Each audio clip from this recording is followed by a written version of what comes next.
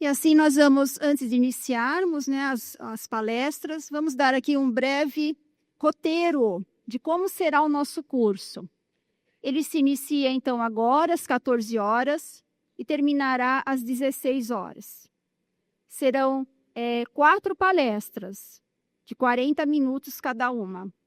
Então, inicialmente, a primeira palestra, que com o educador Leonardo Botti, né, que já está aqui.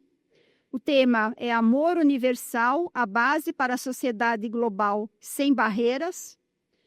40 minutos. Depois teremos a segunda palestra, a educação moral como alavanca para a globalização ética, com a nossa querida educadora Ana Cristina Casanova Cavallo.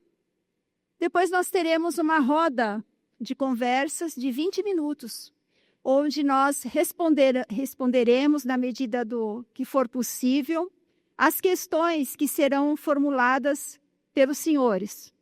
Tá certo? Então, durante essas palestras, as nossas queridas auxiliares passarão aí e vão auxiliá-los, né, colhendo as questões que serão formuladas.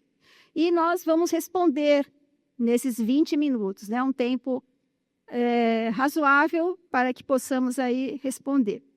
Depois nós vamos para a terceira palestra, a reforma íntima como base para a transformação social global, com o nosso querido educador Marcelo Franco. E a quarta e última palestra, também de 40 minutos, que será a caridade no mundo digital, como construir pontes em uma sociedade conectada. Rodrigo Guidotti. Boa tarde. Todo mundo bem? Que legal que vocês estão aqui. Tá bonito daqui de cima. Que a paz de Jesus esteja ao nosso lado na tarde de hoje. Que as reflexões que forem trazidas para a gente hoje sejam as mais úteis possíveis. O ano é 1861. A gente vai viajar agora. Na Europa, lá na França, o Kardec estava lançando o livro dos médiuns. Na América, Estados Unidos, América do Norte, estava ocorrendo uma guerra civil, começando uma guerra civil. Os estados do norte estavam entrando em guerra com os estados do sul. Um dos principais motivos era que os primeiros queriam acabar com a escravidão e os últimos queriam que a escravidão fosse mantida, por uma série de motivos. Tinha um estado ali no meio, que é o estado da Virgínia, que literalmente se dividiu entre os que estavam de um lado e de outro.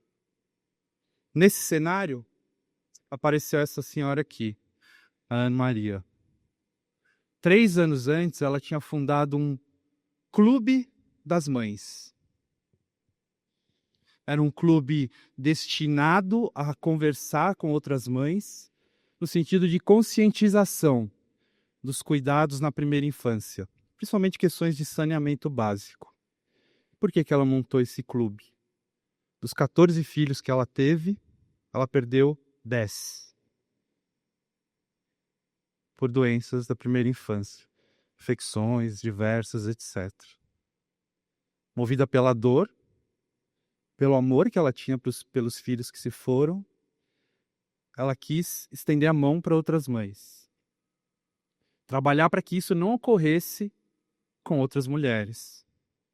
Elas formaram um grupo que era muito forte, e nessa época da Guerra Civil, 1861, elas atuaram bastante, socorrendo, amparando pessoas que estavam lidando com essa guerra dos dois lados, porque naquele estado tinha gente dos dois lados, sem olhar quem elas estavam ajudando. A guerra acaba, a Ana Maria segue amparando as pessoas que sofriam com traumas do pós-guerra, reunindo essas pessoas que estavam em lados diferentes, muitas vezes em conversas, para que houvesse ali uma cura, uma reconciliação.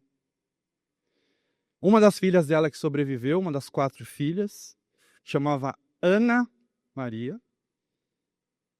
Depois que a mãe faleceu, lutou muito para que o dia do falecimento da mãe fosse considerado uma data especial para os filhos, para que os filhos se lembrassem dos cuidados que as suas mães lhe ofereceram. Um dia das mães. E ela tanto lutou, que ali em 1868, mais ou menos, foi instaurado o Dia das Mães como segundo domingo de maio. Logo ela ficou um pouco contrariada, porque virou uma data comercial. A gente sabe como é que é, né? Dia das Mães virou uma data comercial e ela achou que perdeu a essência do que ela queria que fosse. Que fossem os filhos, lembrando, né? E serem gratos pelo cuidado das mães. Ela gastou fortuna da família quase, para que a data recuperasse o seu valor original. O fato é que o amor dessa mãe, que inspirou a filha, chega até nós, porque no segundo domingo de maio a gente vai comemorar o Dia das Mães, por causa do esforço dessa mãe, movida por amor, pelos filhos dela, pelos filhos de outras mulheres que ela não queria que passassem pela mesma coisa. Esse amor maternal, paternal, para nós como espíritos, é um dos primeiros que a gente começa a experienciar lá no início da nossa caminhada. A gente se atrai, é claro, como imaginando aqui, né, nossas primeiras encarnações. Tem um instinto natural nosso para reprodução, então a gente se atrai por pessoas do sexo biológico oposto para perpetuar a espécie, para que novos corpos sejam criados, para que outros espíritos reencarnem, ou não é? E aí a gente vai começando a experimentar os primeiros rudimentos do que é amor, do que é se preocupar com o outro. Nascem os filhos, e esse amor maternal, como o da Ana Maria, está muito presente. Kardec, quando conversou com os espíritos, na época de confecção do Livro dos Espíritos, perguntou: esse instinto, esse amor maternal, é um instinto como o dos animais? Ou é uma virtude? Os espíritos responderam: as duas coisas. Virtude e sentimento instintivo. No ser humano, persiste por toda a vida e comporta um devotamento e uma abnegação que se transformam em virtudes. E a gente sabe, né? O amor de mãe, o amor de pai, ele dura. Ele se perpetua. É claro que no nosso estágio atual, nem todos aqueles que recebem como missão a maternidade e a paternidade estão bem para cumprir essa missão. Mas os espíritos falam, sejam os pais e mães biológicos, os que assumem essa função, ali esse amor não é só instinto. São os primeiros exercícios de querer bem alguém, de cuidar de alguém, de amor. Olha que interessante isso aqui. Quando a gente olha para os nossos primos biológicos, né, o lêmure, que é um dos nossos primos mais antigos, depois o chimpanzé e o ser humano, aquela faixa verde ali é o tempo de duração da infância. Olha como lá no lêmure é muito pequeno, vai aumentando. No ser humano, o tempo da infância é muito maior. Porque o ser humano precisa de mais tempo de contato, de aprendizado. O Espiritismo vai nos dizer que esse amor, essa troca que existe com o espírito que está chegando, é essencial para aquele espírito. Quando ele está na infância, ele está mais aberto a receber as nossas instruções, a nossa educação, está mais maleável. Embora a infância só dure ali os 10 anos, como eles colocam no gráfico mais ou menos friamente, pai e mãe, como a gente diz, é para sempre, né? Que é um amor que se desenvolve ali. Por parte dos pais, também por parte dos filhos. Lá no Decálogo já tem um mandamento, não tem, pessoal? Qual que é o mandamento? Honrar pai e mãe. No Evangelho segundo o Espiritismo, tem um capítulo lá, Piedade Filial, os Espíritos nos dizem, né? todas as preocupações que a gente tem em relação a sermos caridosos com o nosso próximo, perdoar, não querer o mal. Quando a gente pensa nos nossos pais biológicos ou não, isso tem que ser elevado à máxima potência. Porque foram eles que deram esse corpo pra gente, eles que cuidaram da gente, que estão ao nosso lado. Então os Espíritos vão nos dizer, Kardec vai nos dizer, não se pode amar ao próximo sem amar os pais. São as nossas primeiras noções de amor, do que é o amor. E todas as religiões, todos os líderes religiosos falam de amor ao longo da história. Mas teve um amigo nosso, que veio há cerca de 2000 anos, que convidou a gente a ampliar esse amor. Olhar mais adiante. Pensar num amor universal. Os gregos chamavam esse amor que a gente tinha praticado até ali, né? O amor movido pelo instinto de reprodução, o amor pelo filho, pelos pais. Os gregos davam 2 nomes. Primeiro, Platão chamava do amor eros. Amor por aquilo que se deseja, na intensidade que se deseja, enquanto se deseja. Esse amor, né, de 2 pessoas, de um casal, por exemplo. Aristóteles já fala o amor filéu, que é o amor que é a alegria do que não falta mais. É o amor, é a amizade entre amigos, o amor entre familiares. E aí veio esse nosso amigo, como eu dizia, e convidou a gente a ampliar esse amor. Um dos maiores seguidores do nosso amigo Jesus, um cara chamado Paulo, foi um dos que melhor entendeu essa proposta de Jesus, de amor universal, de igualdade entre todos os seres. Porque muitos dos apóstolos de Jesus ainda estavam muito presos, né? Jesus é um profeta judeu, o que ele está dizendo para a gente vai ficar entre nós aqui, judeus. Paulo, não. Isso aqui, ó, essa mensagem é para todos. E ele sai pregando. A gente conhece a história de Paulo, certo? Sai pregando, apanhando, e não desistindo, porque aquilo movia.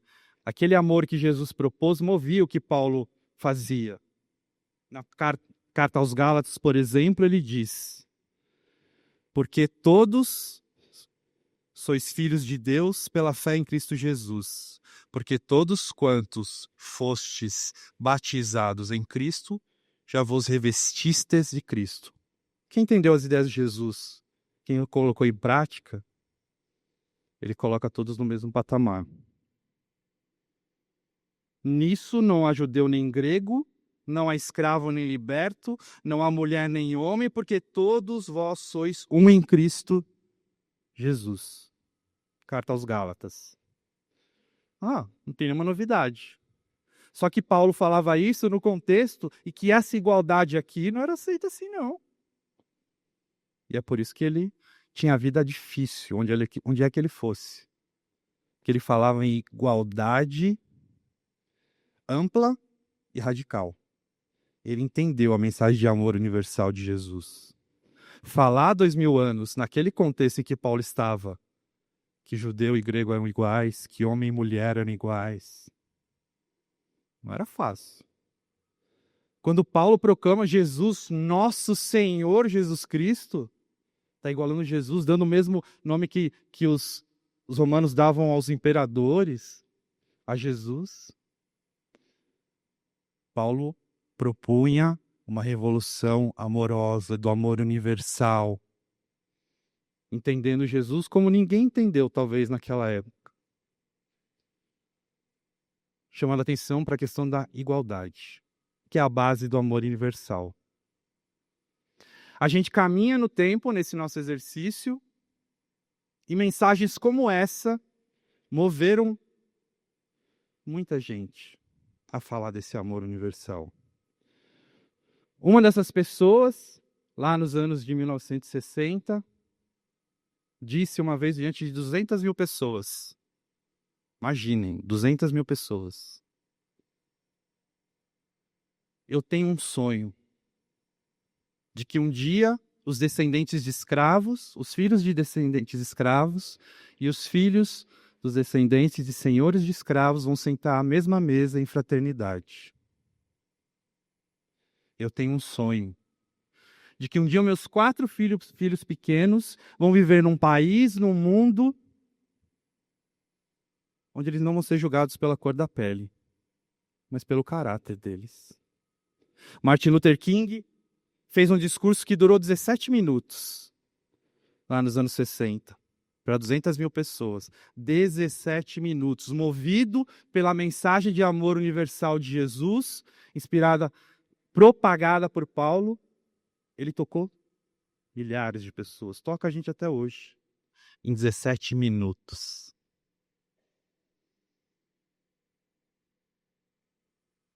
Ele que era um defensor, né, dos direitos civis. E o Espiritismo nos convida a pensar nesse amor universal quando nos lembra da nossa origem como espíritos. Quando nos diz lá no Livro dos Espíritos, na Lei de Igualdade, que todos os homens, todos os seres humanos, são iguais perante Deus, pois todos tendem para o mesmo fim e Deus fez as suas leis para todos. Todos. Todos. Ah, mas aqui... Todos. Criado como nós, aquele que tem a cultura diferente da nossa, que nem sabe quem é Jesus, mesmo fim vai ter que a gente. Vai trabalhar para chegar no mesmo ponto que a gente quer chegar. Ser feliz, desenvolver todas as potencialidades que nós carregamos por sermos criaturas de Deus, sob as mesmas leis, sem exceção, o que nos torna iguais, o que nos convida ao amor fraterno, ao amor universal. Então, lá no Evangelho segundo o Espiritismo, a gente tem no capítulo Amai-vos, amo o próximo como a si mesmo, uma definição lá no item Lei de Amor. São 3 textos esse item, Lei de Amor. A gente tinha que ler todo dia esses itens. Porque cada dia a gente tem uma compreensão diferente, né? Porque a gente vai mudando. E são itens, são textos que exalam. Não sei se tem como falar isso, que um texto exala, solta um odor, uma vibração. Esses textos fazem isso. Eu sei que muitas vezes quando a gente está lendo o Evangelho segundo o Espiritismo, muitos textos fazem isso com a gente. Mas esses que falam da lei do amor, esse de Lázaro no item 8, que fala que o amor é o sentimento por excelência. E os sentimentos são os instintos elevados à altura do progresso feito. Ele está dizendo, todos nós, quando fomos criados, temos lá, em semente, uma série de potencialidades a serem desenvolvidas. Uma delas é o amor. A gente A gente ama hoje na altura do progresso que a gente fez. Por isso que a nossa noção de amor ainda é imperfeita. Concorda ou não? Amor a gente confunde com posse, às vezes. É ou não é? Amor a gente confunde com uma série de coisas. Porque está à altura do progresso que a gente fez. Mas Lázaro está falando pra gente. É o sentimento por excelência. A gente tem que cultivar esse sentimento. Como se cultiva um campo. Quanto melhor for feito esse cultivo, melhor vai ser a colheita. De vez em quando eu faço só para ver se está todo mundo aqui comigo. É o pessoal que está assistindo saber que eu não estou falando sozinho. E o convite de Lázaro é esse. E aí isso tem um monte de efeito. Para que a gente vai desenvolver esse amor? Eu quero me tornar um ser iluminado, um anjo. Para quê? Qual é a finalidade? Qual é o objetivo disso? Você conhece esse personagem? Irmã Dulce. Anjo Bom da Bahia. Ou Santa Dulce dos Pobres. Que é o nome que ela recebeu quando ela foi canonizada pela Igreja Católica. Tem um trabalho que ela fez lá na Bahia, desencarnou em 1992, esplendoroso de caridade. Mais conhecido é o Hospital Santo Antônio, que iniciou no lugar onde ficava um galinheiro lá do convento. No final da vida ela não conseguia nem deitar por causa das questões do pulmão dela, dormia sentada. Exemplo de caridade pra gente, né? A maioria de nós conhece a história dela. Porque o amor faz isso. O amor substitui a personalidade pela fusão dos seres, Lázaro diz lá no Evangelho segundo o Espiritismo. Extingue as misérias sociais. Tem efeito. Não é amar porque é bonito amar, para eu abraçar as pessoas, andar de braço. Diminui a dor de pessoas que estão sofrendo. Tem um efeito prático. Ah, mas as diferenças sociais não estão aí porque as pessoas precisam encarnar, cada uma. Mas é nosso compromisso colocar o nosso amor em prática e, onde for possível, diminuir a dor do nosso próximo. Os exemplos todos estão aí. Para esse amor, lembram? Para que o nosso progresso continue acontecendo e a nossa noção do que é amor se transforme também. Mas eu não sou irmã Dulce. Eu não sou irmã Dulce. E às vezes a gente usa isso. É verdade, nós não somos. Mas às vezes a gente fala essas frases. Eu não sou irmã Dulce, eu não sou Jesus, eu não sou Chico Xavier, eu não sou. Às vezes é quase uma desculpa também. Claro que eles tinham conquistas. Eles carregam um amor que talvez tenha sido, já está mais condizente com o progresso deles, né? Como diz Lázaro. Mas todo mundo é capaz de aplicar esse amor no dia a dia, na prática. O cientista que trabalha dia e noite para achar uma vacina para uma doença ama. É ou não é? A vacina da Covid foi feita lá em tempo recorde. Se utilizou, claro, de trabalhos anteriores, se beneficiou disso, mas foi feito em tempo recorde, por muito trabalho. Feito por quê? Por amor. Jovem, pessoa que luta lá contra o aquecimento global, contra as mudanças climáticas, faz por amor. A fonoaudióloga, e aqui pode ser qualquer profissão, né? Que trabalha, pega uma criança, vai trabalhando, né? Às vezes, muito calmamente, para ajudar aquele ser, o faz por amor. Uma pessoa que trabalha atendendo o público. A gente percebe, não percebe? Quando a gente está lidando com alguém que atende o público, que está fazendo isso por amor? Dá para perceber ou não dá? Isso toca a gente ou não toca? Não precisa ser irmã Dulce. Se eu não posso ainda, se eu não consigo ainda. Eu posso amar já. No que eu faço já. Nas minhas atividades de hoje. É o que propunha Gandhi. Ah, lá vem ele dando esses exemplos. Irmã Dulce, Gandhi. A gente tem que se guiar por alguns modelos. A gente tem um principal que é Jesus, mas tem esses modelos mais próximos. Gandhi era um advogado, um ativista indiano, lutou muito pela independência da Índia. E ele criou um conceito chamado Sarvodaya, que pode ser traduzido como amor a todos, bem-estar de todos, felicidade de todos. E aqui todos não são só os seres humanos, tudo que é vivo. Animais, vegetais. Ele convida a gente a não se separar, nos colocando como, né, um grupo diferente do resto. Tudo é vida, ele diz. E quando a gente traz para o conceito do espiritismo, é claro que a gente não pode deixar de lado o contato humano. Mas é também obrigação ter esse amor por tudo que é vida. O princípio inteligente que se desenvolve, né, ele passa por todos os reinos da natureza.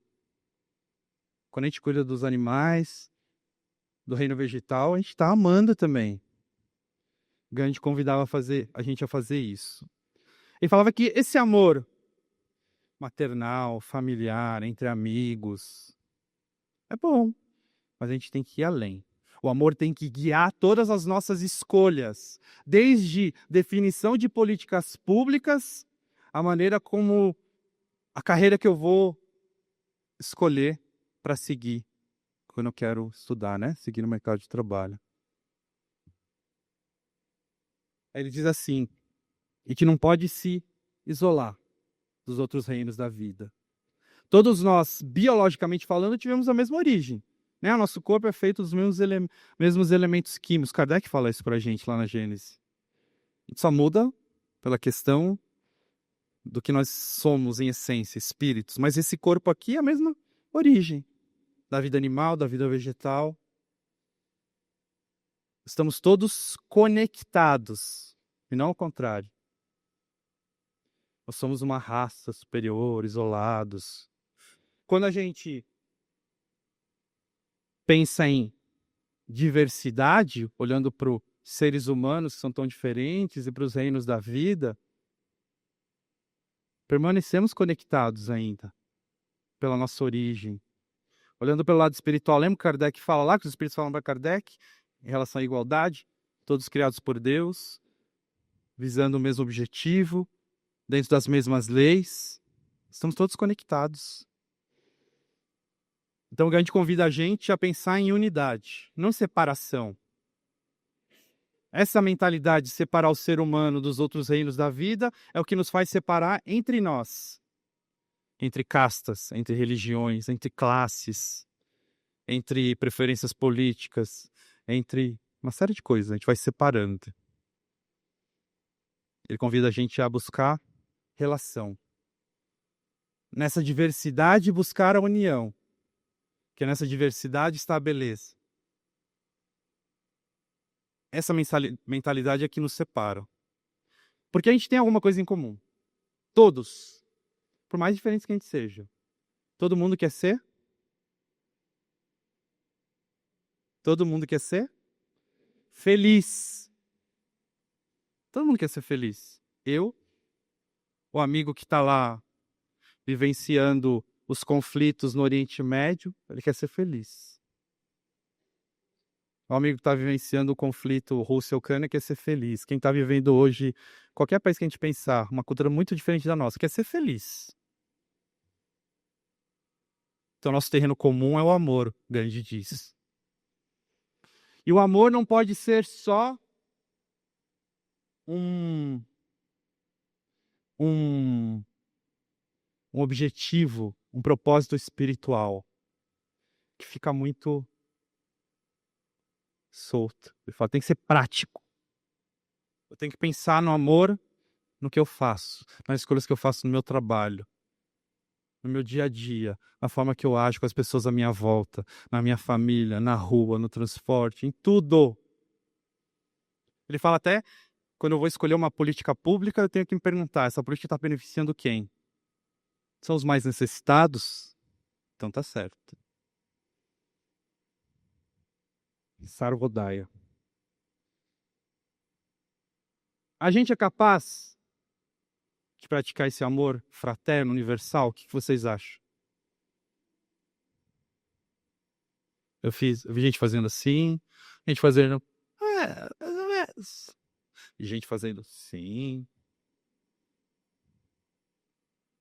Primeira carta de João, no versículo 8 do 4º capítulo, ele escreve: quem não ama não conhece a Deus, porque Deus é amor. Deus é amor. Está nos adesivos dos caminhões, está escrito no para-choque, não é? Talvez aqui alguém tenha um adesivo grudado em algum lugar, a geladeira, Deus é amor. O que isso significa? João não falou Deus é alguém que ama. Falou? Falou que Deus é amor. Então a inteligência suprema, a causa primária de todas as coisas, em essência, é amor. Todas as suas leis, todos os mecanismos divinos, a sua justiça, tudo está sendo guiado pelo amor. A gente sente isso. Quando a gente está aberto a perceber. E quem criou a gente? Deus. Deixou a marca, né, do Criador. Assim, quando eu vejo um quadro de um pintor famoso, eu identifico que é daquele pintor, a marca na gente é essa. A marca da divindade. Então a gente tem um amor dentro da gente. Cristo convidava a gente a amar toda hora. Ah, mas Cristo. Amai uns aos outros, como eu os amei. Amar Deus sobre todas as coisas, o próximo como a si mesmo. Amar os inimigos, que eu sempre falo que é um nível mais... Se a gente tivesse um jogo de videogame, né? Vai aumentando a dificuldade. Amar os inimigos é a dificuldade mais...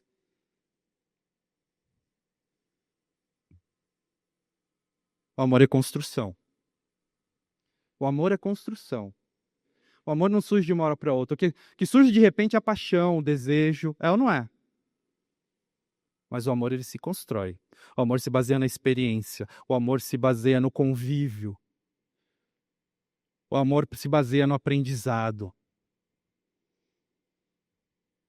Por isso que Lázaro diz lá no texto Lei de Amor, que é o sentimento de acordo com o progresso, né? O instinto desenvolvido de acordo com o progresso que a gente realizou. A gente precisa de tempo. A gente tem que ter isso claro. Raul Teixeira tem uma frase que eu acho muito legal. É o tempo que consagra o amor. Quem ama o que faz aqui? Que legal, tem bastante.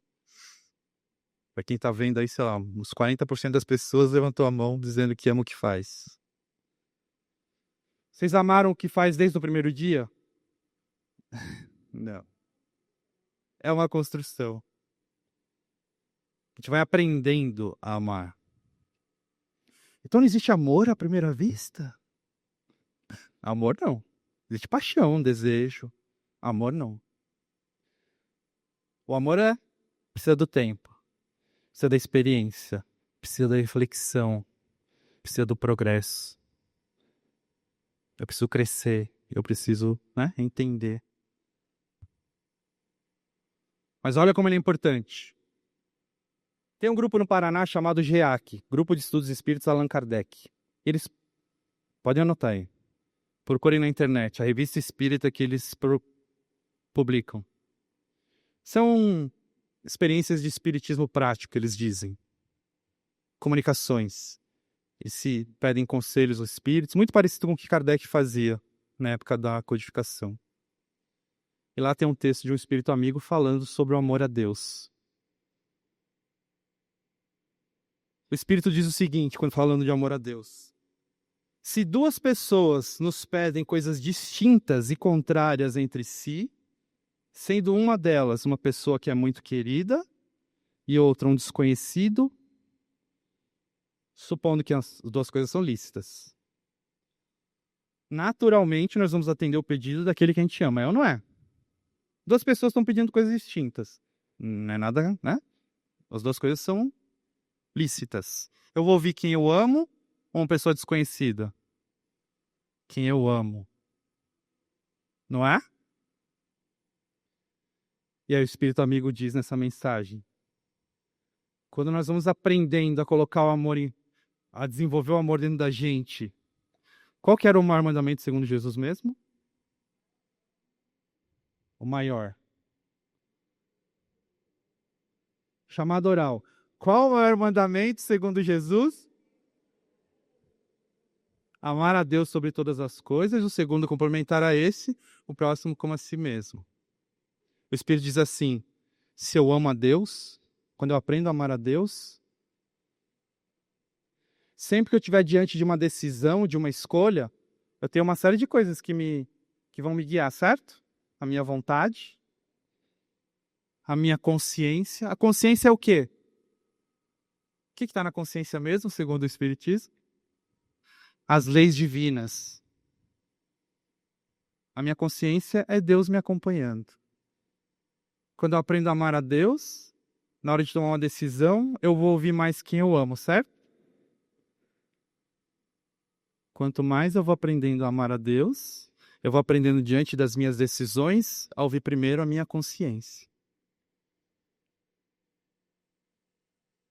Porque é a quem eu amo mais, Deus. Amar a consciência é colocar em prática o dever. O Espírito fala assim, se nós amamos a Deus, a gente aplica o dever em todas as nossas escolhas, ouvindo a nossa consciência. Mais do que frequentar os templos,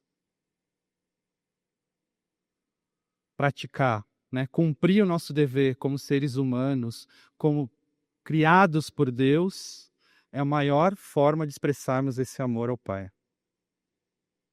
E esse amor pede para a gente, olhemos para o nosso próximo, independente da sua origem, independente das escolhas dele.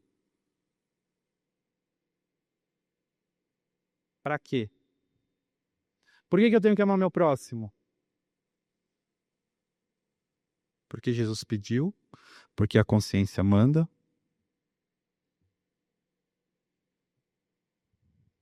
Sobretudo, tende amor uns para com os outros, porque o amor cobre a multidão de pecados. A gente ainda comete erros? Sim, a gente ainda está aprendendo. Espírito aprendiz. Pedro, na sua primeira carta, lembra a gente que Deus não quer a morte do pecador, quer que o pecador se transforme.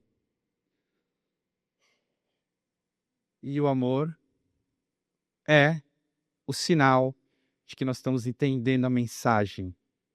Esse amor de que falou Gandhi, esse amor que o irmã Dulce colocou em prática, o amor que Martin Luther King convidava a gente a fazer, o amor que a Anne-Marie colocou em prática quando reuniu aquelas mães todas, para que elas não sofressem o que ela sofreu. Os enganos que a gente comete vão ter um efeito, obviamente. Mas quando a gente ama, esse efeito é menor. Então a gente sai daqui dessa primeira conversa, já leva essa tarefa. Como nós nos encontramos diante dessa virtude do amor?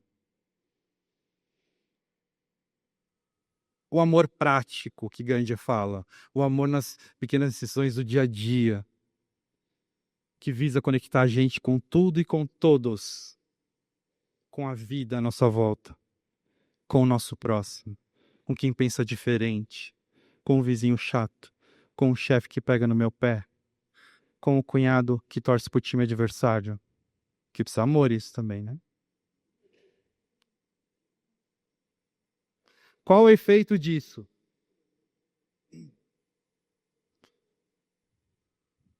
Quem responde essa pergunta é Fenelon. Nos mesmos textos lá de Lei do Amor, do Evangelho segundo o Espiritismo, ele diz: os efeitos da lei de amor são o melhoramento moral da raça humana e a felicidade durante a vida terrestre. A felicidade durante a vida terrestre. Muitas vezes a gente fica aqui passando essa vida, vivendo essa vida que nem sempre é fácil, simples, mas pensando, do outro lado eu vou ser feliz. Quem não pensa isso? Quando Jesus esteve entre nós, que ele fala de outro reino, que a felicidade não é desse mundo, é uma constatação, não é desse mundo porque a gente ainda não é capaz de fazer isso. Mas não duvidem que o convite é para que a gente transforme o aqui e agora.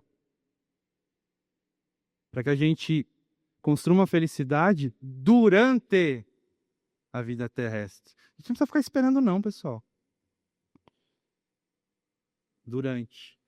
O reino de Deus. Para muitos dos estudiosos, né, aí os estudiosos mais catedráticos do Evangelho de Jesus, que nas universidades americanas que eles estudam o Novo Testamento, eles falam de como Jesus, aquele profeta judeu de 2000 anos atrás, queria instaurar um reino de Deus na terra. A gente gosta de jogar para depois, porque também tira um pouco a nossa responsabilidade. É claro, o tempo, né, é que vai ajudar o amor a ser construído. Não é hoje, não é amanhã. Mas pode ser. Fennel não escreveu lá no Evangelho.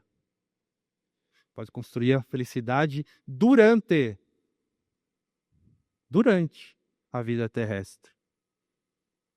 Não precisa ficar lá para frente. A gente pode trabalhar para isso hoje. E aí a gente olha para o mundo à nossa volta, tantas culturas, tantas pessoas diferentes, pessoas que talvez se a gente encontrasse, conversasse, a um primeiro momento a gente teria dificuldade de encontrar pontos em comum, mas não importa em que cultura viva o ser humano, em que lugar do mundo vive o ser humano.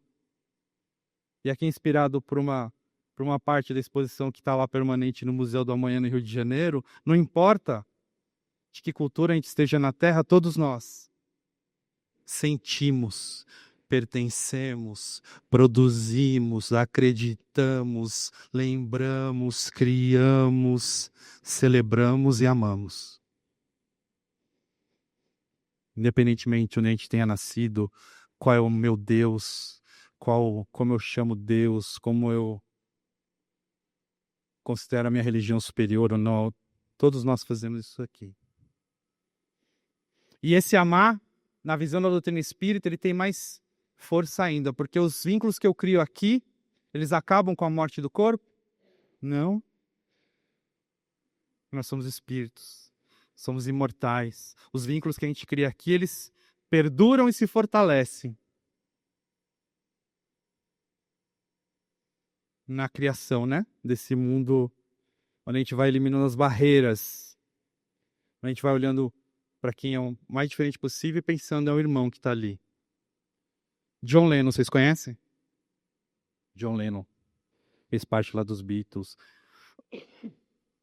E no episódio de muita inspiração, compôs essa música que chama Imagine, que ele até fala, você pode dizer que eu sou um sonhador, mas olha o mundo que ele vislumbra. Imagine que não houvesse nenhum país, não é difícil imaginar. Nenhum motivo para matar ou morrer e nem religião também. Imagine todas as pessoas vivendo a vida em paz. Imagine que não há posses, eu me pergunto se você pode. Sem a necessidade de ganância ou fome ou irmandade dos homens. Imagine todas as pessoas partilhando todo mundo.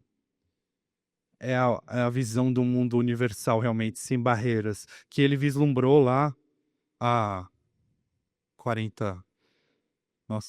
55 anos. Bastante tempo. Vamos lembrar essa imagem, lembrar que a gente pode construir isso. E para finalizar, antes que a Silmara me expulse daqui.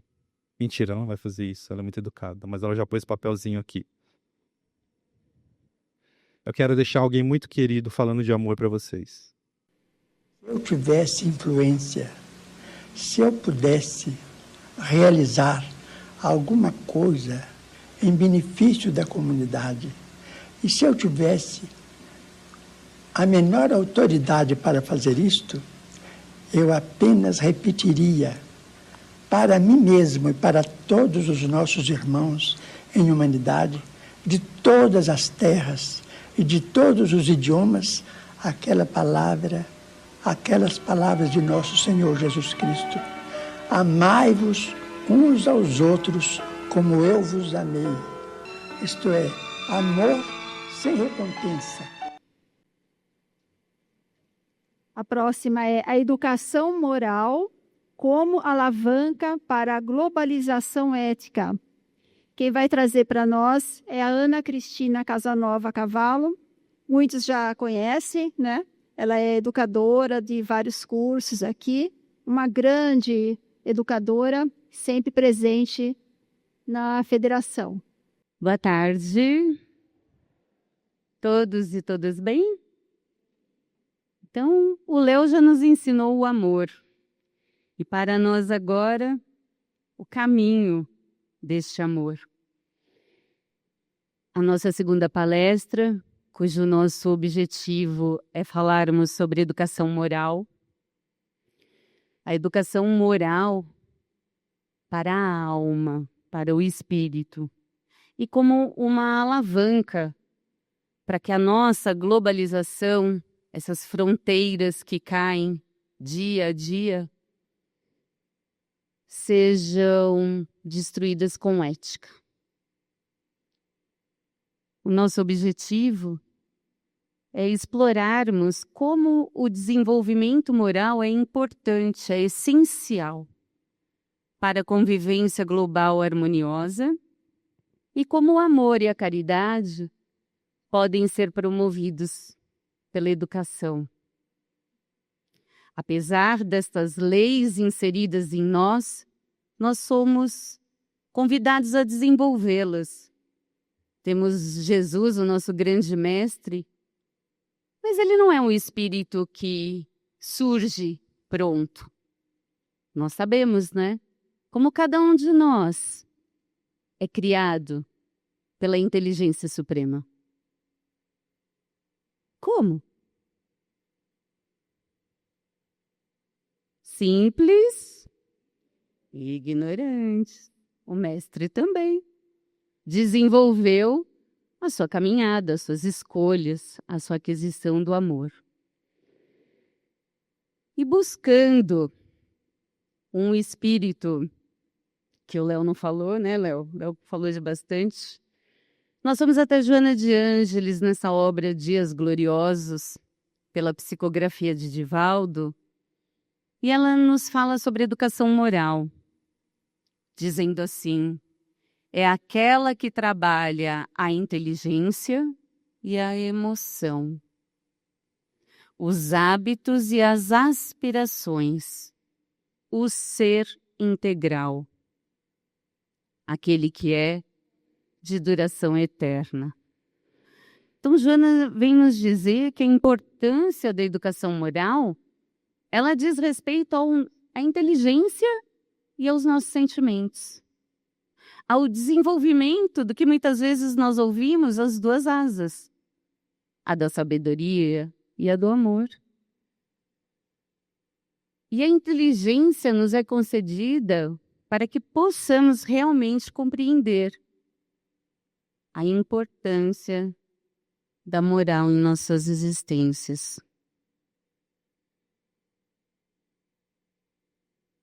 Ela nos diz que a moral vai tratar de transmitir diretrizes universalistas para todos, sobre o dever, sobre a solidariedade, o amor, a compreensão,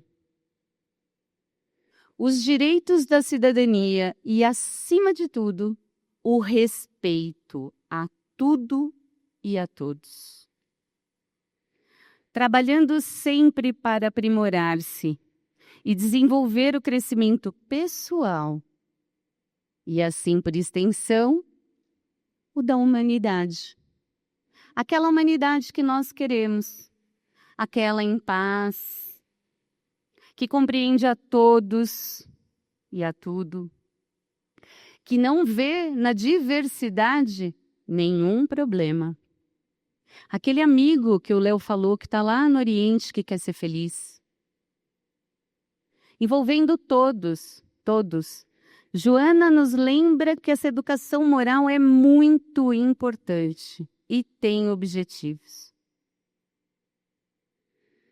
Seguindo adiante, nós podemos pensar, mas onde? Onde nós podemos encontrar instruções para educarmos os nossos sentimentos, para torná-los elevados e disciplinados, sentimentos disciplinados? Para isso nós precisamos da inteligência. Para a conquista de hábitos e comportamentos saudáveis e que nos tornem moralmente desenvolvidos, a fim de que possamos contribuir para a existência de uma globalização ética. Onde será que nós podemos encontrar essas instruções seguras?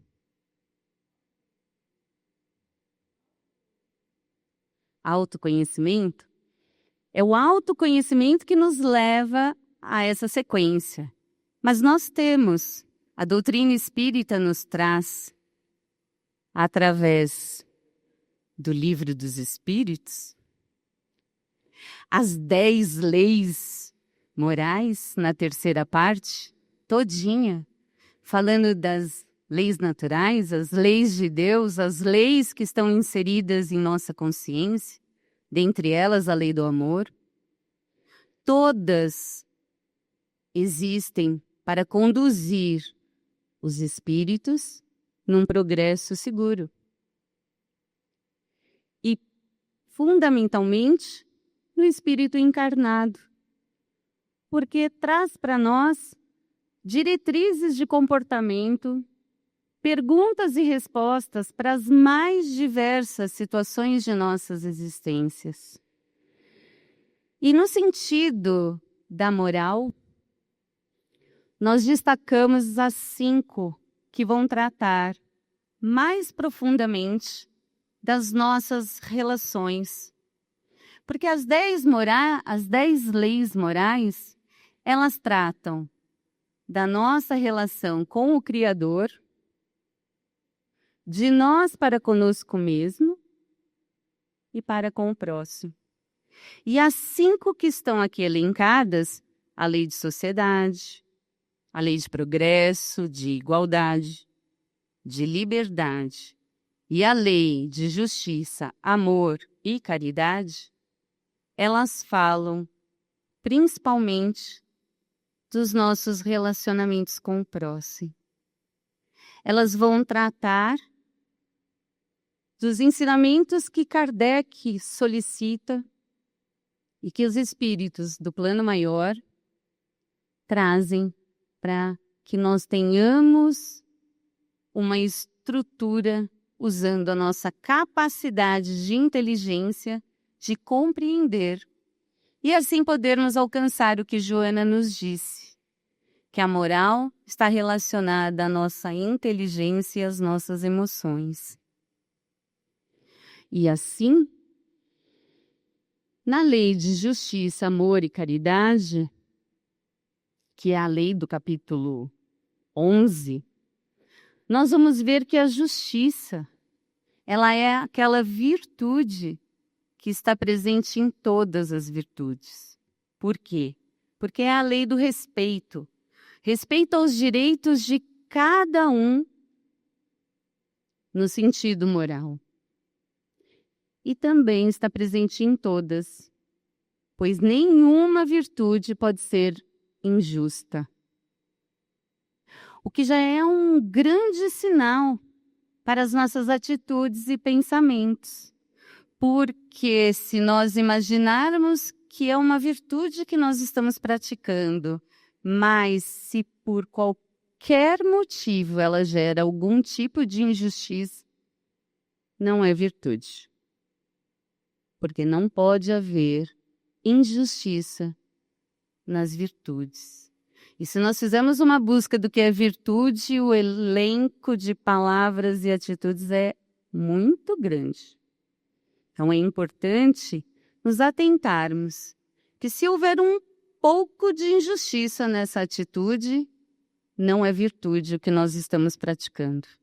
Porque não há virtude capaz de ter injustiças. E Kardec pergunta, lá nas leis de justiça, então, fora do direito consagrado pela lei humana, a justiça que nos conduz como sociedade, qual é a base da justiça fundada sobre a lei natural? Da justiça fundada sobre a lei da inteligência suprema do nosso Criador? E eles respondem, o Cristo vos disse, querer para os outros o que querereis para vós mesmos, nos usando como medida. Deus pôs no coração do homem a regra de toda verdadeira justiça, pelo desejo que tem cada um de ver os seus direitos respeitados. Na incerteza do que deve fazer para o semelhante em dada circunstância, o homem pergunte a si mesmo, o ser humano pergunte a si mesmo, como desejaria que agissem com ele? Deus não poderia dar um guia mais seguro que a sua própria consciência. É uma verdade. Ou não é?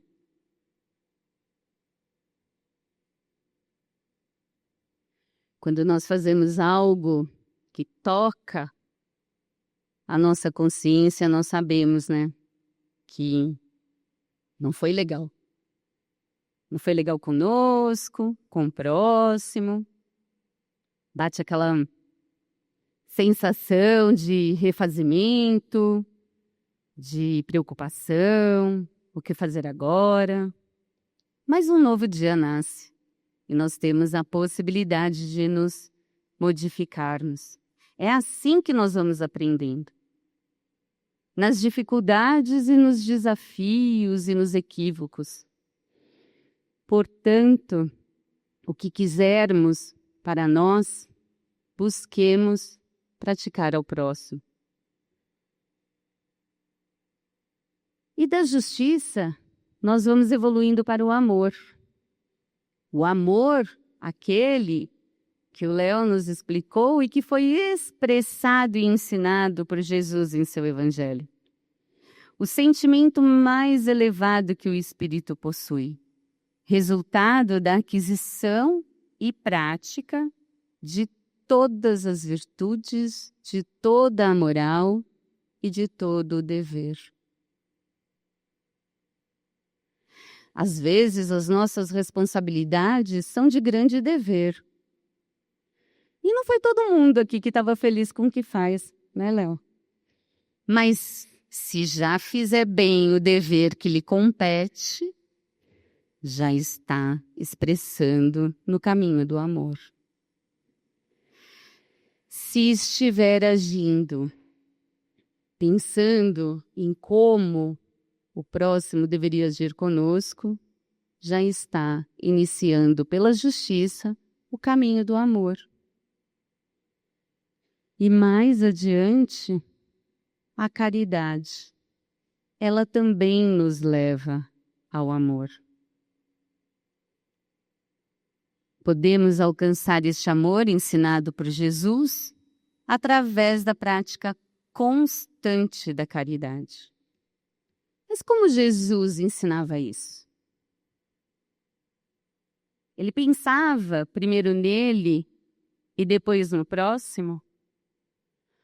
Ou ele passou toda a jornada narrada no Evangelho colocando a si de lado e vivendo para o próximo? Jesus cumpriu o compromisso que ele assumiu com o Criador. Apesar de todas as dificuldades que surgiram no seu caminho. Porque ele também tinha livre-arbítrio. Ele também tem livre-arbítrio. Ele é espírito. Mas ele se anula para trazer essa mensagem até o último minuto encarnado conosco. E não é uma anulação no sentido negativo. Ele tira o eu e vai viver para nós. Ele tira o eu e pede que nós sejamos perdoados naquele momento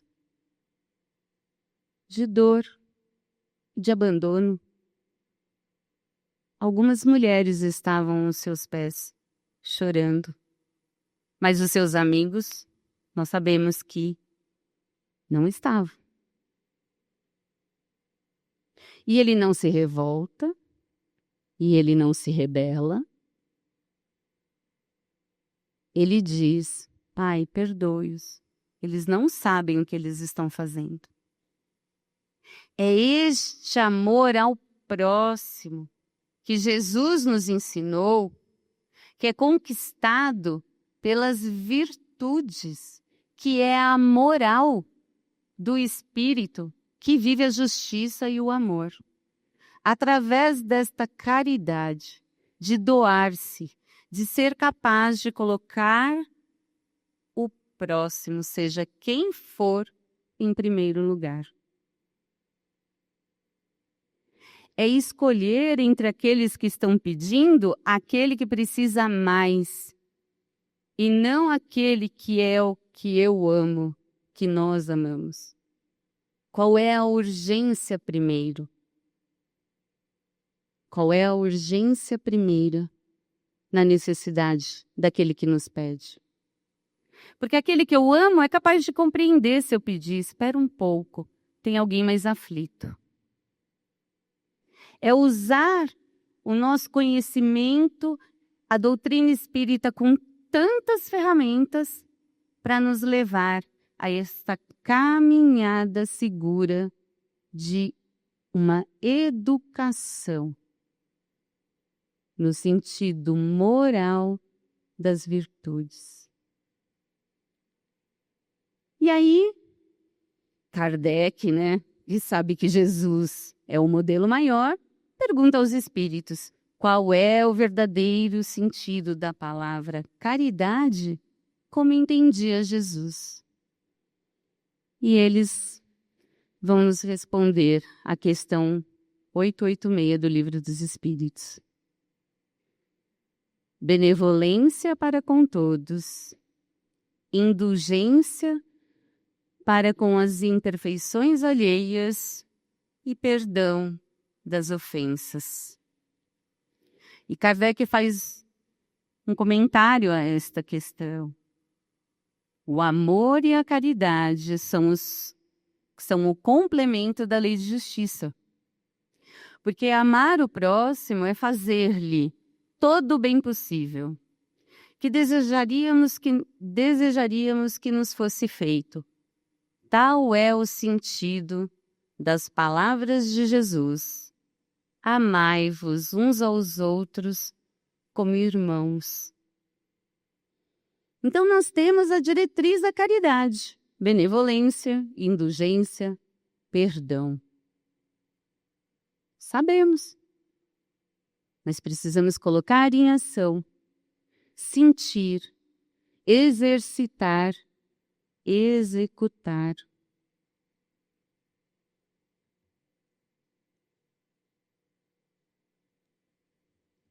Esta obra é de Zalmino Zimmermann.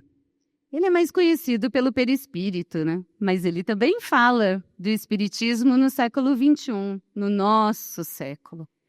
E o papel da educação espírita na formação dos cidadãos do mundo. É grande e é importante.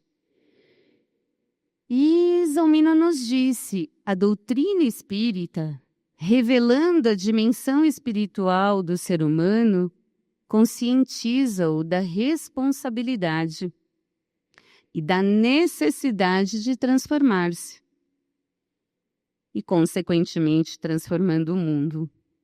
Viver o bem apresenta-se como imperiosa necessidade evolutiva. Então, se nós queremos um planeta sem fronteiras, um planeta em que nós estamos numa amplitude, em que todos congregam com todos, que ela seja ética, que ela seja moral, então nós precisamos nos responsabilizar, ter consciência dessa responsabilidade, das nossas atitudes, da nossa transformação, vivendo bem e pelo que ele causa e pelo que ele transforma, pelo que ele traz a cada um de nós neste planeta. Estudando mais um pouco, as leis morais, elas vão estabelecer o como devo proceder. Esse eu, o espírito, este eu, cada um de nós. Proceder com o próximo, colocando em prática 3 atributos do espírito: a razão, que é a nossa capacidade de pensar, de analisar, de compreender. A vontade, a nossa capacidade de querer, de tomar decisões e agir baseadas nessas decisões, que já passaram pela nossa razão. E a emoção, a capacidade de sentir e experimentar sentimentos. São atributos do espírito. Nós aprendemos tanto durante a nossa trajetória de estudos na doutrina que a inteligência pertence ao espírito, que o sentimento pertence ao espírito e que a nossa vontade é de uma força suprema. Quando buscamos as obras que Emmanuel ditou a Francisco Cândido Xavier, nós encontramos diversas lições que nos convidam à vontade muito forte, muito firme, e que ela possa ser no bem. Este é o convite do Emmanuel. O papel da educação espírita na formação de cidadãos do mundo é importante, porque na medida em que nós sabemos que as nossas atitudes trazem consequências das quais seremos responsáveis para o bem e para os equívocos que praticarmos, na nossa trajetória de espíritos imortais. Este conhecimento, quando levado, raciocinado, instruindo realmente a nós, os nossos jovens, as nossas crianças, nos colocam no sentido de sermos cidadãos no mundo capazes de agir com o respeito, com a benevolência, com o perdão, com a indulgência. E é a vida em sociedade que permite a interação proveitosa entre todos. E quanto mais organizada e justa as formas de desenvolvimento forem executadas, maior será a compreensão e a necessidade de igualdade entre todos. Respeitando as diferenças de cada indivíduo e a coexistência pacífica. E nós vemos que a humanidade ainda não está nesse ponto. O Chico dizia assim para a gente: nós já nos damos bem com os nossos vizinhos? Vizinho de porta, do andar de cima, do outro lado da rua. É uma reflexão. Tá bom, a gente se dá bem. E o do bairro do lado? E o do time adversário? E aquele que não concorda conosco? De jeito nenhum. Então nós temos bastante lição de casa para refletir, para transformar, para modificar, para ser agente de coexistência pacífica. Nós podemos não aceitar, mas é muito importante que possamos respeitar.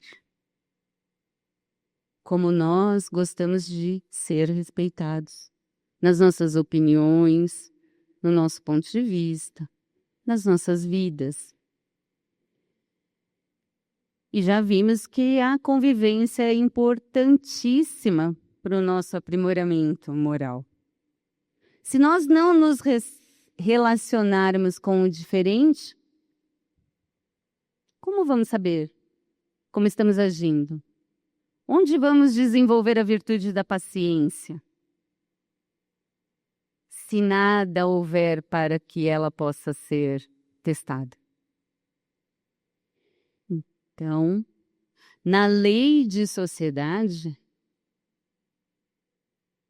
toda apresentada dentro da doutrina no Livro dos Espíritos, nós vemos a importância do relacionamento, dessa convivência para que nós possamos desenvolver essas virtudes. E ao agir, como deve ser a minha ação para com o próximo, usando o que Jesus nos ensinou sobre caridade?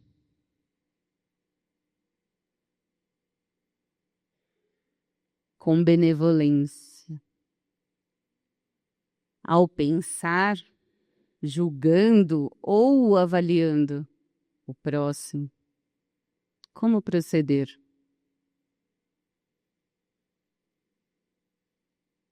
Com indulgência. E ao sentir, como eu devo, como cada um de nós deve receber a ação do próximo. Com perdão. Quando Jesus disse o que é a caridade,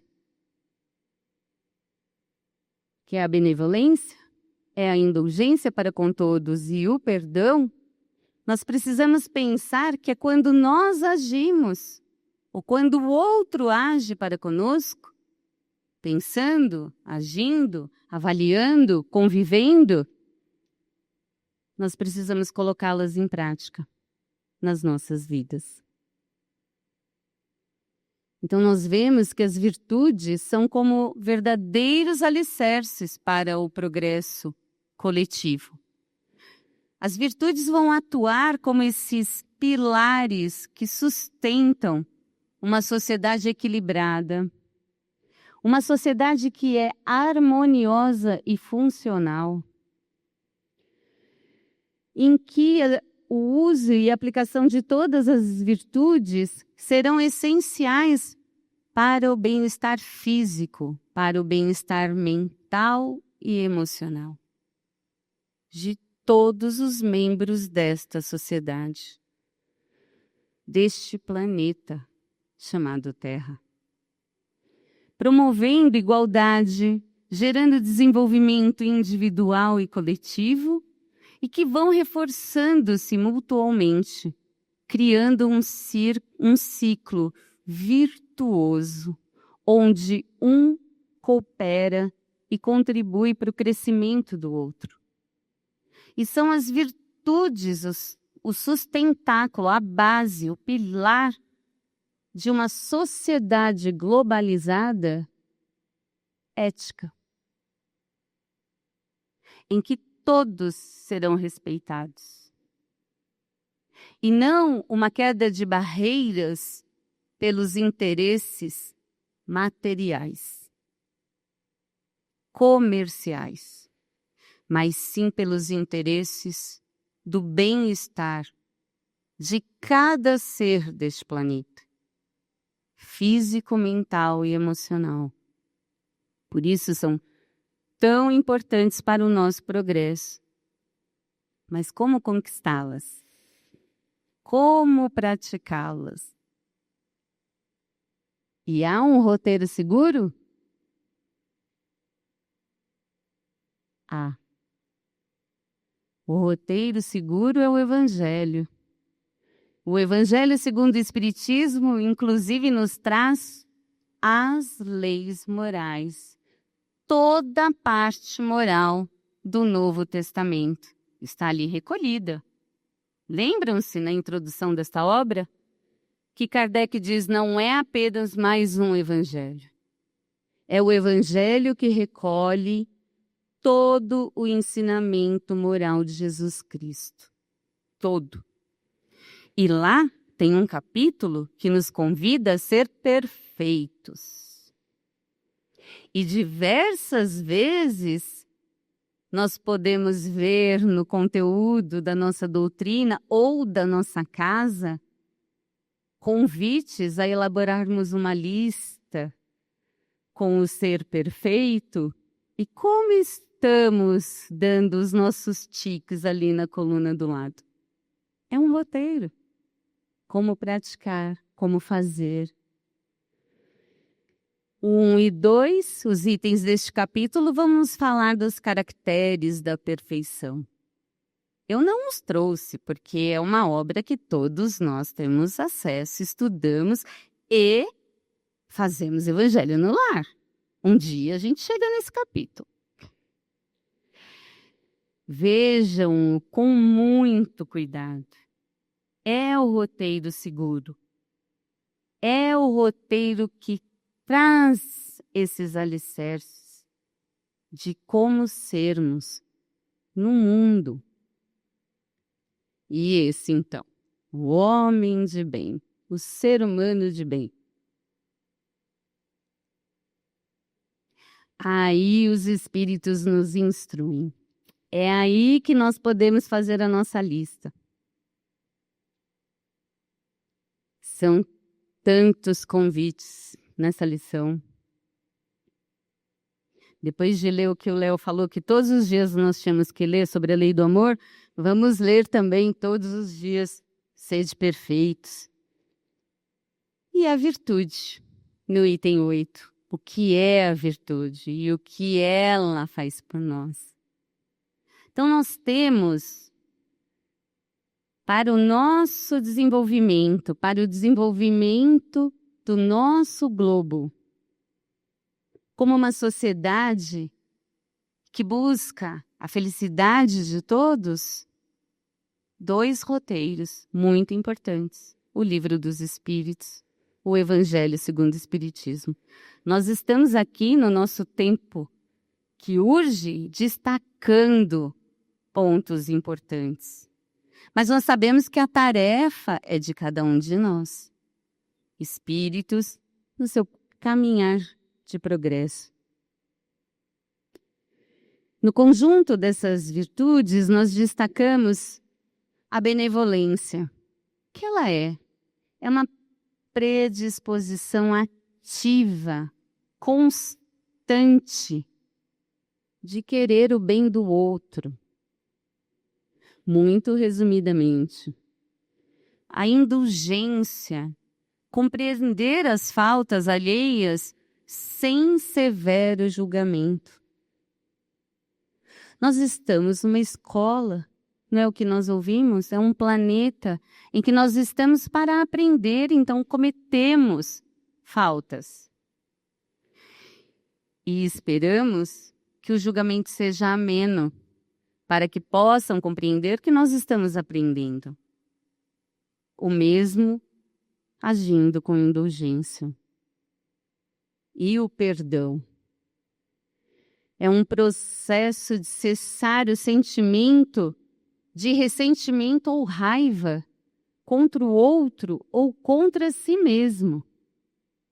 Além de devolver o mal com o bem, além de, ao recordarmos do fato, não alimentarmos o ressentimento, não ressentir, mas entender o equívoco do outro.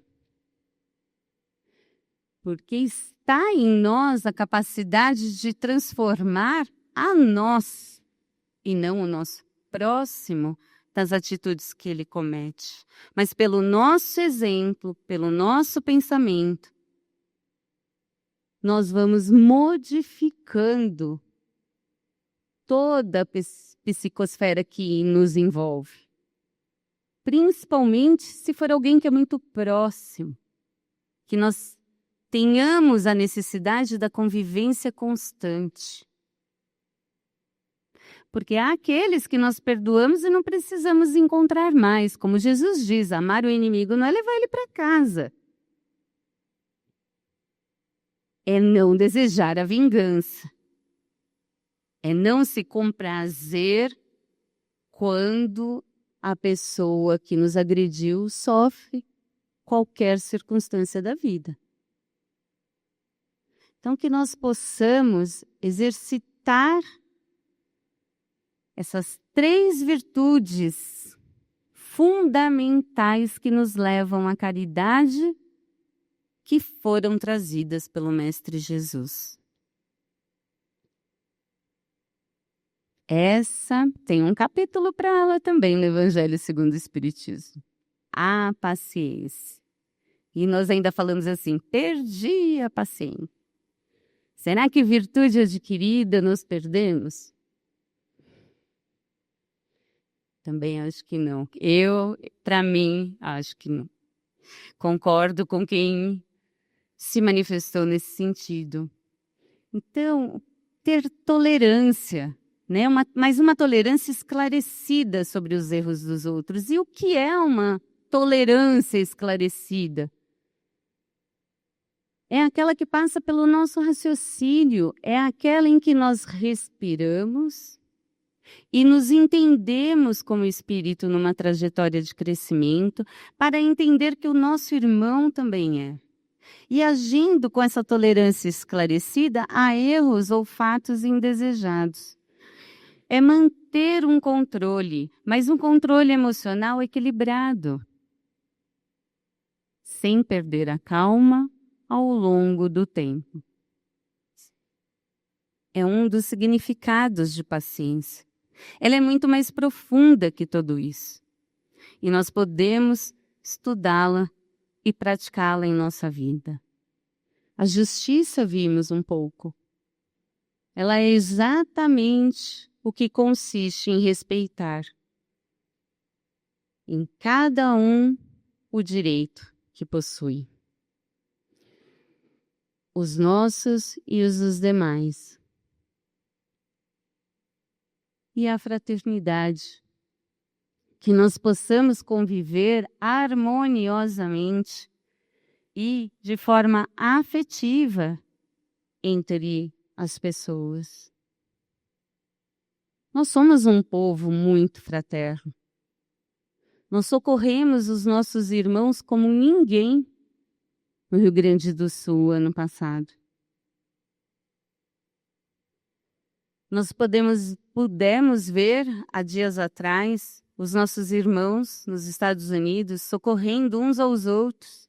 E uma senhora disse assim: eu não tenho nada para dar, mas eu vim dar o meu tempo como colaboradora na tragédia dos incêndios. Nós podemos nos doar. Isso é ser fraterno, é conviver e sentir a dor do outro e socorrer o outro.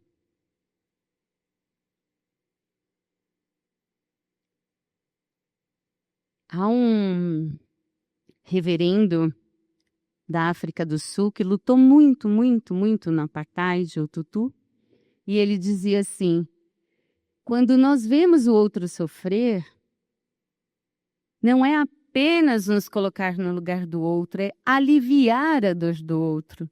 E ele dá um exemplo simples e que é muito significativo.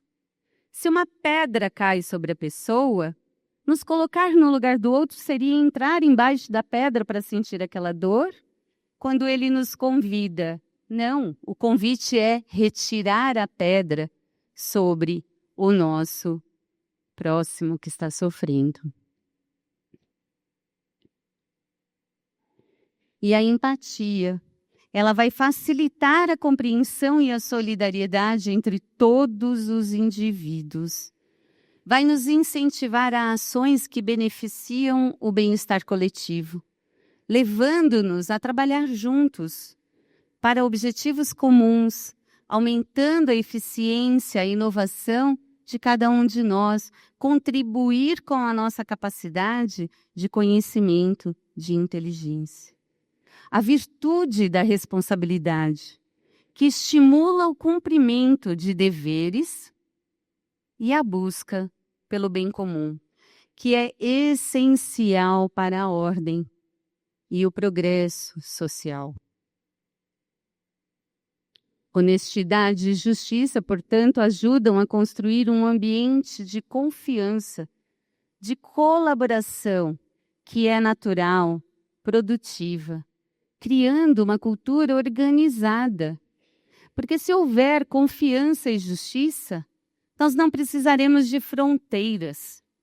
As leis da justiça humana vão caindo pouco a pouco. Porque nessa organização cultural saudável, uns valorizando aos outros e engajados, nós estaremos promovendo a igualdade e o desenvolvimento de todos. E a influência no ambiente familiar e social da educação moral? A base de onde tudo se inicia. O ambiente familiar vai desempenhar um papel importantíssimo, crucial na formação dos valores, dos comportamentos, tanto das crianças quanto dos nossos jovens. E os pontos importantes desta influência são os exemplos e os modelos. Os pais, os cuidadores, são modelos comportamentais para as crianças e os jovens. Eles imitam, eles copiam, observando as nossas ações. Importantíssimo que tenhamos valores, que tenhamos atitudes dignas de virtude para ensinar aos nossos jovens. Regras e disciplina são importantes na educação, porque a forma como a disciplina for aplicada e as regras estabelecidas, elas podem ensinar valores como respeito, honestidade e responsabilidade. Mas elas têm que ser baseadas no amor, usando a benevolência e a indulgência, para que todos possam ter a responsabilidade de educar os nossos jovens. Afeto e apoio no ambiente familiar, porque ele oferece harmonia, respeito, apoio, segurança emocional, amor, promovendo o desenvolvimento de empatia e compaixão. Convidar os nossos jovens e as nossas crianças a uma interação amorosa. É uma batalha contra o celular. Mas lembrem-se que eles nos imitam, nos observam. Então, nós não podemos criar regras, disciplinar, quando nós não estivermos ainda disciplinados. Se houver a regra de pelo menos um dia da semana, todos os aparelhos de lado e vamos conversar, vamos preparar juntos uma refeição em que todos possam contribuir e ali nós vamos conversando e mostrando que aquele pequeno ato familiar pode se expandir ao mundo. Não é necessário uma grandiosa e gigantesca modificação. São nos pequenos pontos, no olhar e no cuidado de uns com os outros e nos exemplos que nós damos. E a religiosidade. De vez em quando a gente ouve, quando crescer ele escolhe. Escolhe o quê? O que foi apresentado para escolher? Nossa casa está elaborando um trabalho grandioso para que nós possamos trazer as nossas crianças, os nossos jovens para a evangelização, conhecer o roteiro de amor que Jesus nos deixou. É desenvolver uma espiritualidade baseada nos ensinamentos de Jesus desde cedo, para que as crianças e os jovens possam formar uma base sólida para lidar com os desafios da vida. Para que promovam a autoestima dessas crianças e desses jovens, a resiliência diante dos desafios e a responsabilidade sobre as suas atitudes.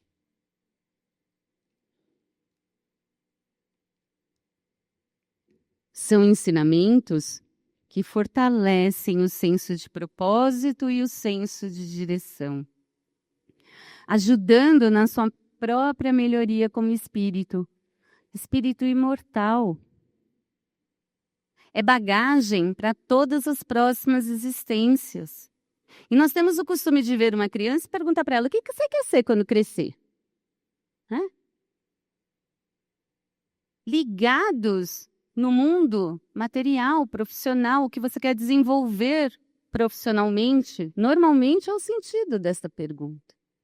Nós não ensinamos às nossas crianças e por isso nós não conseguimos perguntar para elas quem vocês querem ser quando crescer.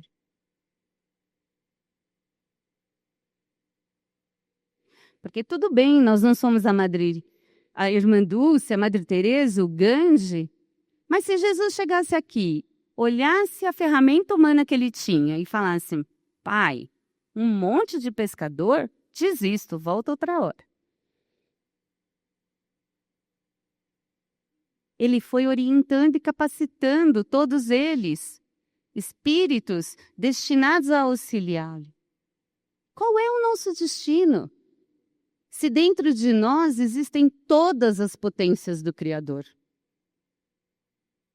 E nós precisamos ensinar isso para as nossas crianças, para os nossos jovens, que há um propósito na existência bom de construir uma felicidade enquanto nós ainda estamos aqui.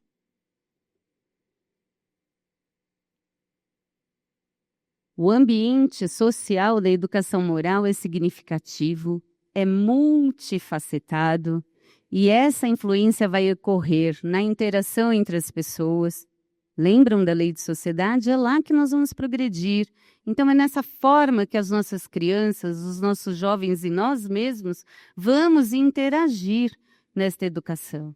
As amizades, as interações com outras crianças, com outros jovens, vão propor experiências valiosas para entender os conceitos de justiça, de cooperação e resolução de conflitos, diversidades de experiências, exposição a diversas perspectivas e situações sociais, para ajudar a desenvolver uma compreensão com mais ampla moralidade.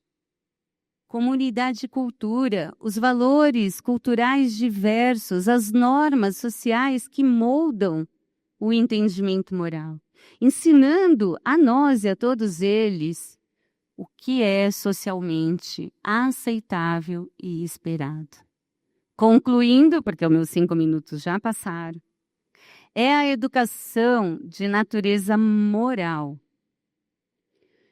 que se encontra nos exemplos das experiências familiares e sociais, que nos libertará dos condicionamentos negativos. Lembram? O orgulho, a vaidade. Não deixar eles lá esquecidos, não. Nos equipando com instrumentos, ferramentas indispensáveis à nossa sublimação. É um processo contínuo e dinâmico, influenciado por múltiplos fatores ao longo de nossas vidas. É essa combinação que vai contribuir para um desenvolvimento moral equilibrado e para as conquistas espirituais. E Emmanuel, no Fonte Viva, na lição 127, Humanidade Real, ele diz: somente nas linhas morais do Cristo é que atingiremos uma humanidade real. Nossa bibliografia e finalizando. Obrigada a todos vocês. Então vamos aqui. Tem 2 questões assim bem relacionadas. Vamos ler juntas primeiro para o Léo. Amar os inimigos. Acha possível os israelenses amarem os palestinos e vice-versa? O que será preciso para que isso ocorra? E a outra questão é: por que quem ama mata? Léo. Todos nós trazemos a marca do Criador, certo? O amor faz parte dessa marca. Só que enquanto a gente não desenvolve isso, é como se os nossos instintos mais primários embaçassem a nossa visão. Faz sentido isso? Quem usa óculos, né? Usa óculos sujo, horrível. Quem quer enxergar através de um vidro sujo também, horrível nisso, né? Os irmãos que vivem nessas culturas em que, por muitos séculos, eles foram aprendendo que tal povo é inimigo, eles crescem dentro dessa cultura, né, de que tal povo é um inimigo, tal povo tem características negativas. Na época de Jesus era assim. Ele usa, inclusive, exemplos, né, dos samaritanos, que era um povo que os judeus não gostavam, na parábola do bom samaritano, para mexer com essa visão, para mostrar que amor, que fraternidade não está ligado à origem, à cultura, etc. Mas os nossos irmãos do Oriente Médio têm isso muito arraigado ainda, na sua cultura, né, de entender, olhar para um outro povo como um povo inimigo. Isso tudo é sinal simplesmente do progresso que ainda não foi feito, infelizmente. Coisas que nós também vivemos, né? Às vezes no nosso dia a dia, no sentido de o amor ainda está ser um sentimento embaçado pelas nossas limitações.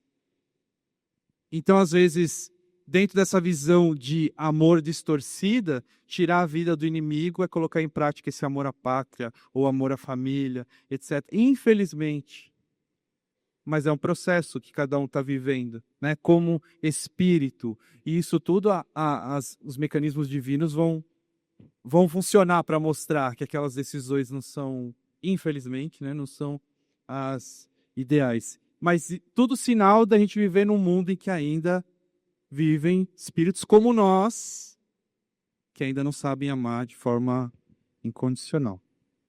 Faz sentido?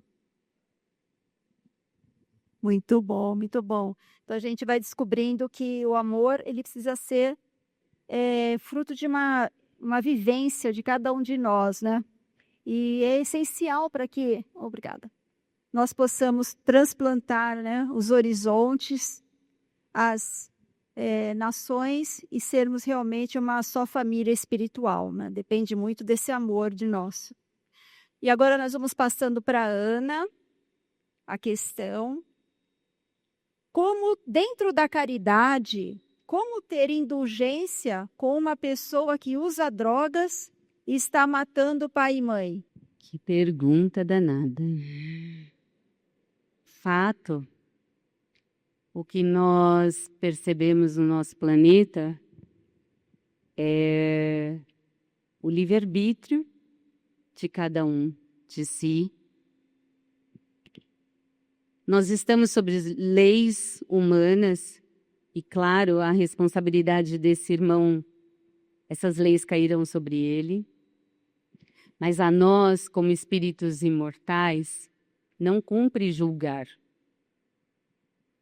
O Mestre nos diz para não julgar, mas para sermos indulgentes.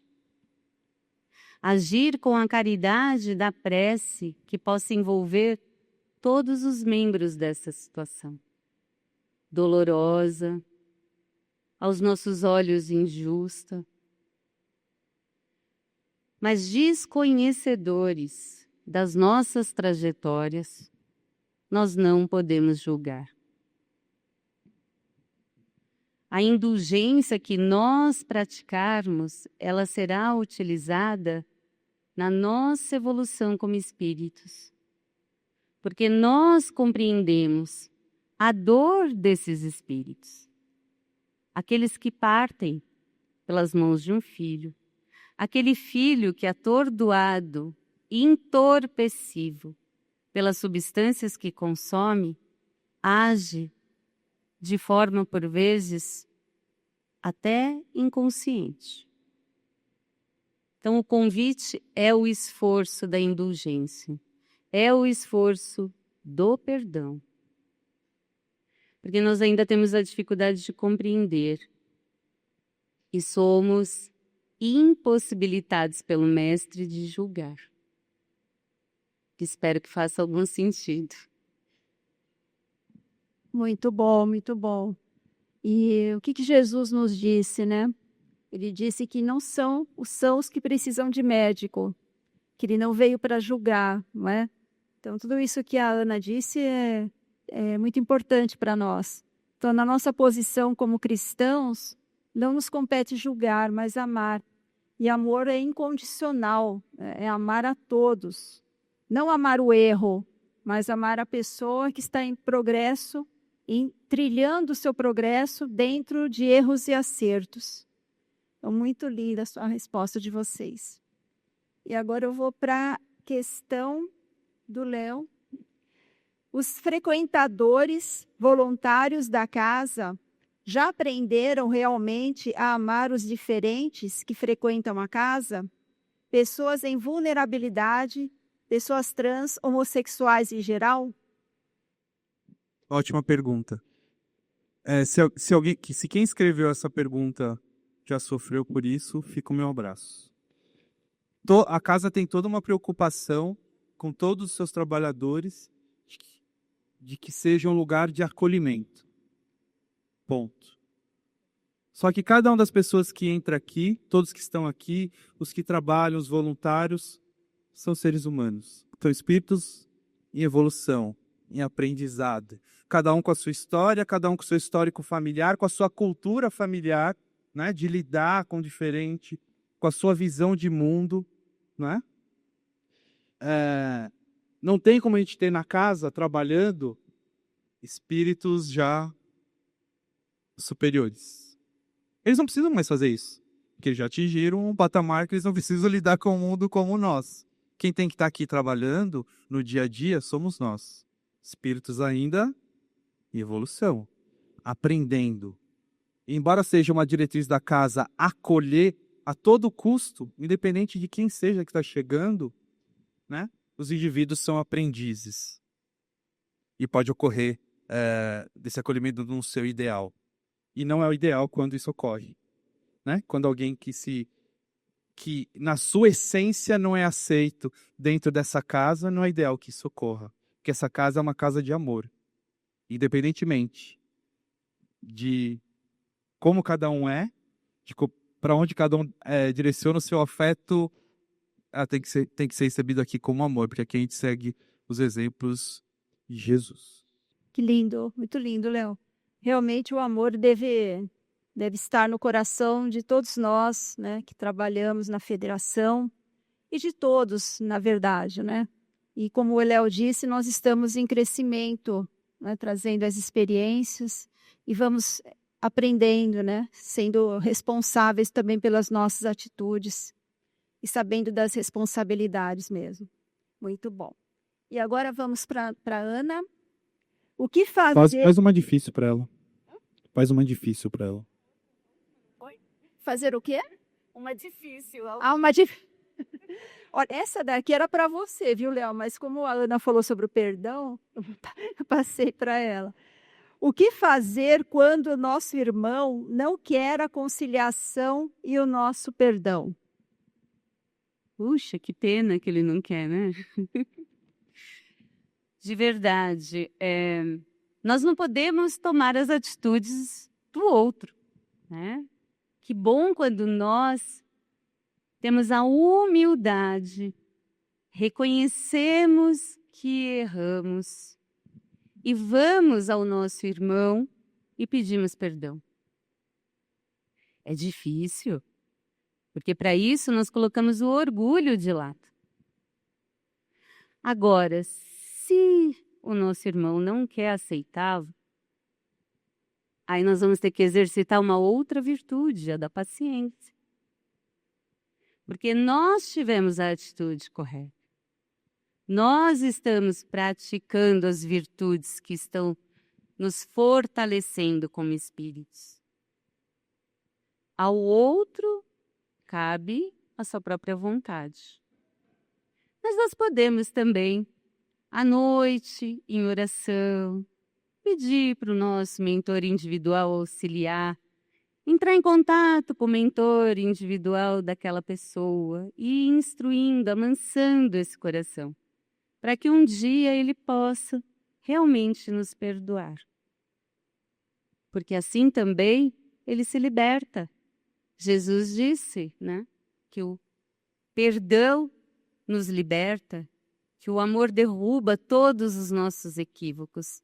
Este irmão vai aprender a amar e vai nos compreender e nos perdoar um dia. Mas muito bom para quem deu esse passo, porque é difícil. Maravilha, muito bom mesmo. Todos nós que precisamos perdoar, nós precisamos porque sabemos que precisamos, né? que sabemos desse nosso compromisso com Jesus, com o Evangelho. Sabemos que não é fácil quando alguém nos ofende, né? Mas lembramos do livro Boa Nova, de Humberto de Campos, psicografado por Chico. Há um capítulo em que Humberto de Campos comenta sobre a passagem de Pedro, né, que pergunta a Jesus: quantas vezes devo perdoar? E Jesus disse 70 vezes 7, ou seja, infinitas vezes. E logo depois Pedro pergunta: mas depende do que o perdão, né? Será que a pessoa que me ofendeu, ela precisa vir para mim pedir perdão? Depende do que? Há alguma condição? E Jesus fala que não há condição, né? O perdão, ele vem de dentro daquele que vai perdoar. Não importa se o outro, a conduta do outro, não importa, porque o perdão é nosso, de cada um. Cada um responde por seus atos. Quando nós perdoamos, nós nos elevamos, né, acima daquela situação. Então, não é fácil, mas é importante para nós, né, como forma de vida, como forma de ser feliz, sermos felizes. Então, muito bom. Agora a próxima. Essa é boa, hein, Léo? Você vai? Porque como ser humano, nós terceirizamos as nossas emoções para achar um culpado sobre nossos erros? Falei que as difíceis era para Cris. Brincadeira. Por que a gente faz isso? Porque tomar responsabilidade das nossas escolhas, dos nossos atos, é preciso maturidade para isso. Maturidade espiritual. E nem sempre a gente tem essa maturidade 100%. A gente está no caminho para construir isso, né? Na maioria das vezes a gente terceiriza. E quando fala gente, nós... Porque todo mundo faz isso. Se eu estou assim, mal-humorado, é porque alguém não me deu bom dia. Se eu estou assim, né, hoje passando por esse problema, é porque aquele dia financeiro, porque meu chefe não me deu a promoção, porque eu não tive o aumento. Não porque eu não sei lidar com as minhas finanças, né? A gente vai terceirizando, porque falta essa maturidade emocional, espiritual, de tomar as rédeas da nossa vida, de ser responsável pelo que a gente faz, pelas nossas escolhas, sobre o que vai determinar a minha felicidade. Se o que vai determinar a minha felicidade é a pessoa que eu perdoei e acertar meu perdão, disso vai depender minha felicidade, vai ser um problema para mim, porque eu não posso forçar o outro a ter uma atitude, né? A fazer uma escolha. Eu posso só lidar com as minhas escolhas, com as minhas emoções. É sinal ainda da nossa imaturidade, né? De sermos ainda espíritos de aprendizado. Uma fácil agora, depois. Não é? Muito bom, Léo, muito bom. Agora para Ana. Como a FESP está estruturada para o atendimento das crianças e jovens para esta necessidade de transformação moral? Cadê o diretor da área? Olha, com certeza está se preparando, porque desde o ano passado, até nas nossas vibrações, uma frase nova entrou, né? Vamos vibrar para que esses pais tragam essas crianças. Quem teve a oportunidade de ver a meninada aqui tocando, cantando, se desenvolvendo de forma artística, não sou da área da pedagogia, mas quem o é, com certeza tem ferramentas incríveis. E quando esta casa se propõe a nos receber, modificar situações, como tem dito, para acolher as crianças, os nossos jovens, com certeza está muito bem preparado. Não posso dizer com toda a propriedade, porque eu não sou e não estou na área da infância e juventude. Mas a FESP se está abrindo as portas para as crianças, para os jovens. O convite é a partir dos 6 meses. Com certeza o ambiente está preparado. As pessoas que vão recebê-las está sendo e está preparada. Porque é uma responsabilidade muito grande conduzir outras vidas. Para uma casa que abre as portas, para aqueles que estão na função de educador, para aqueles que estão na função de cuidador. Eles possuem, a gente diz de vez em quando, antenas parabólicas para captar as nossas energias. Como isso é muito antigo, talvez eles estejam no 5G quando estão perto de nós, absorvendo tudo que nós fazemos. Então, por isso, o exemplo, o cuidado e, com certeza, essa casa está se preparando para recebê-los. Tragam-os. É importante que eles tenham uma educação espiritual. É muito importante, porque eles são espíritos. Apenas num corpo pequenininho, mas são espíritos. Muito bom, Ana. E realmente a federação ela está sempre preocupada com essa questão das crianças e adolescentes. E quem já trouxe os filhos aqui, quando pequenos, né, desde pequenos, fazendo as aulas aqui, antigamente era a escolinha da moral cristã, hoje já é outro nome, né? Mesmo que nós não tenhamos a noção da diferença que isso vai causar nos filhos naquele momento, sejamos certos que essas sementes elas vão frutificar para o bem. Podem ter certeza. Quando eles crescerem, se tornarem adultos, tudo isso já está implantado nos seus sentimentos, na sua consciência. Então, isso faz uma diferença muito grande. Quem já trouxe os filhos aqui, sobrinhos, sabe muito bem do que a gente está falando, tá bom? Então, eu acho que já não dá mais tempo, Léo, né? Infelizmente. Agora vocês fazem assim. Ah, Gente, espontâneo. é uma pena, porque as questões aqui são maravilhosas. A gente gostaria mesmo de responder a todos, ficar comentando aqui. Eu agradeço todos vocês que formularam essas questões. E nos desculpem pela falta de tempo. Nós agradecemos muito, muito, muito Leonardo, a Ana, por essa participação tão amorosa, tão comprometida com o ensinamento, com a nossa educação. Parabéns para vocês.